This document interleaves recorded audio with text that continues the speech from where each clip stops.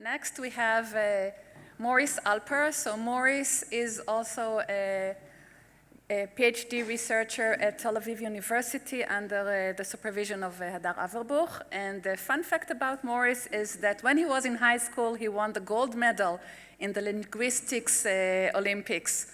So Maurice is going to talk about sound symbolism in language and vision models. Okay, thank you very much for the introduction. So, as was already said, I'm Maurice Alper. I'm a PhD student at Tel Aviv University, and the work I'm going to be presenting is called Kiki or Bouba. It's probably not clear what that means yet, but you'll soon understand why it has that funny name. And this was a paper that was actually a spotlight at NeurIPS last year. So I'm going to start by giving an introduction that I think will give some motivation for what the whole idea is behind our paper.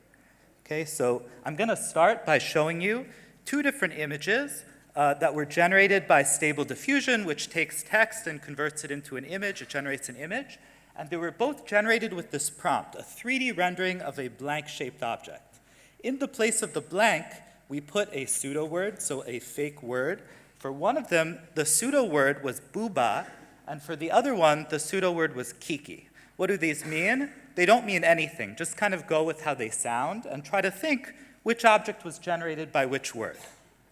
So here are the two objects that we generated. Again, one was generated with Kiki. It's a Kiki object, and the other was generated with Bouba. And I actually want to take a show of hands. I think it'll be interesting. So if we look at the left object, take a moment to think. Does it feel more like a Kiki object or more like a Bouba object? So the one on the left, don't spoil it.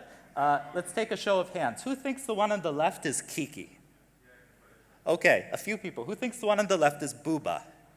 Okay, so when I ask people this, about 90% of people agree, and this study has actually been done a lot in psychology all across the world. Basically, everyone agrees.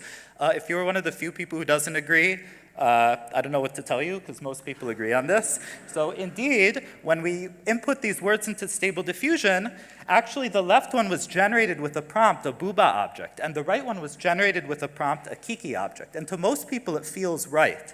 But why? Well, it's not so obvious. So this actually has been found in a lot of studies in psycholinguistics, so in linguistics and psychology. And they've done this study all over the world where you show people a sharp object and a round object and ask which one is Kiki and which is Bouba. They've even been able to do the studies among infants, and infants even will somehow cognitively they prefer to say that the sharp object is Kiki and the round one is Bouba. Now this connects to a topic known from linguistics and psychology called sound symbolism. So there's a whole discussion in psychology about whether sound and meaning in language are connected to each other. We can think of a lot of cases where it really feels like the sounds in a word are connected to its meaning. So in onomatopoeia like kapow, where you're punching, at least in English, or glub glub, there are a lot of words that have similar sounds with similar meanings, like crash, crunch, crackle, which all start with this k and have a sharp meaning. And also between languages, we see, for example, in a lot of languages, the word for mother has these bilabial sounds, meaning sounds produced with both lips together, like mama or ima in Hebrew. Funny fact, apparently in Georgian, mama means dad.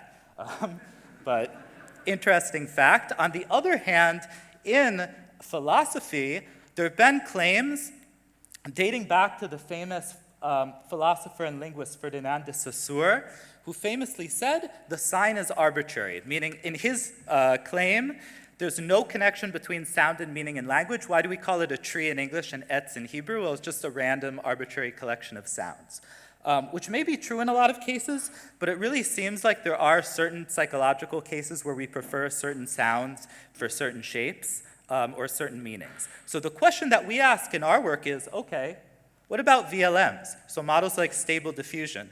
Do they also associate certain sounds as reflected in letters in English or in other languages with different types of meanings?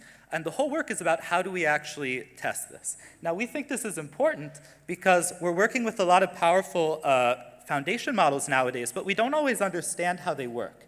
And there have been many works, including our previous work at CVPR, which have been studying what happens when you add image supervision to models and you don't just learn from one modality, so text and images together. What do models learn? We think this is interesting because it also helps us interpret the models, and maybe it also gives us a new computational tool for studying language. So I want to jump right into what we did in our work. So in our work, we were trying to figure out how do we even test whether a VLM associates certain sounds with certain meanings. Well, if I input words like Kiki and Bouba into a model like Stable Diffusion, I can look at how sharp or round the images that it generates are, and then I can check what's the correlation between the geometric attributes of the objects that are generated and between the sounds and the word that I input. Now, I think I won't go over this, but we have tools such as Clip, which are able to associate images and text, and so we actually use this in order to measure the geometry of objects that were generated to test for sound symbolic effects.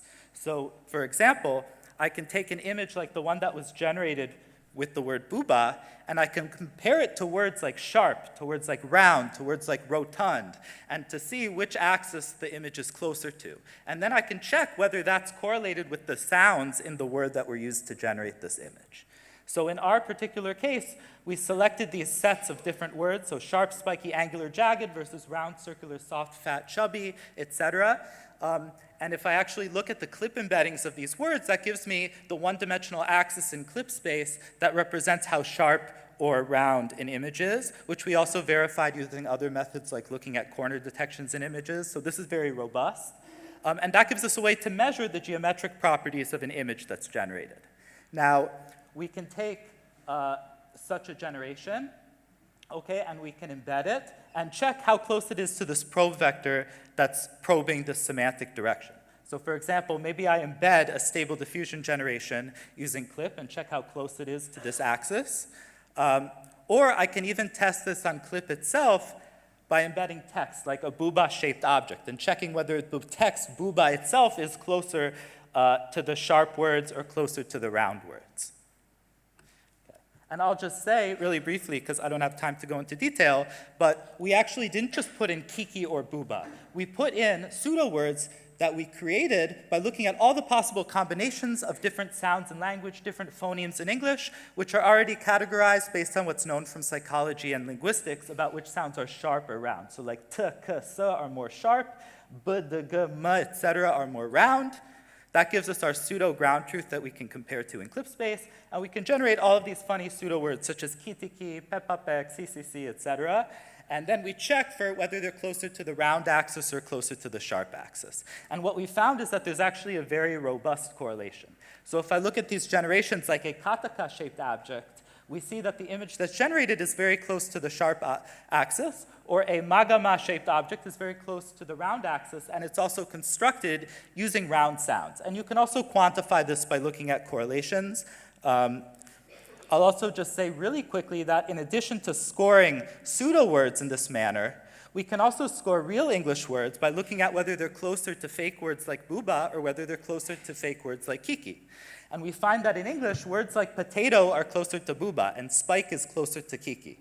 If I take an entire dictionary of English and sort the words by their scores, I see that the words that are most closest to Bouba are butterball, yolk, pregnancy, booger, which are all round, and the words closest to Kiki are shard, kite, origami, etc., which all have really sharp meanings. So let me move ahead a little bit. Okay, so in summary, and you can check out the paper for a lot more details and other experiments we did that are all along these lines, but we show that VLMs such as Clip and Stable Diffusion have learned sound symbolism on the level of individual characters or sounds. We think this is important because it tells us something about what the models learned. They didn't necessarily just learn to match an entire caption to an image. They actually learned something on the level of letters or sounds, which probably wasn't directly, they didn't just memorize it from the training data, which we also check. And in addition to telling us something about VLMs, this also gives us a new tool that we might be able to use to actually understand language better, which I think is a really interesting direction for future interdisciplinary research. So that's what I wanted to present, and I have a bunch of cool object generations on the last slide, so you can admire them if you'd like. Thank you.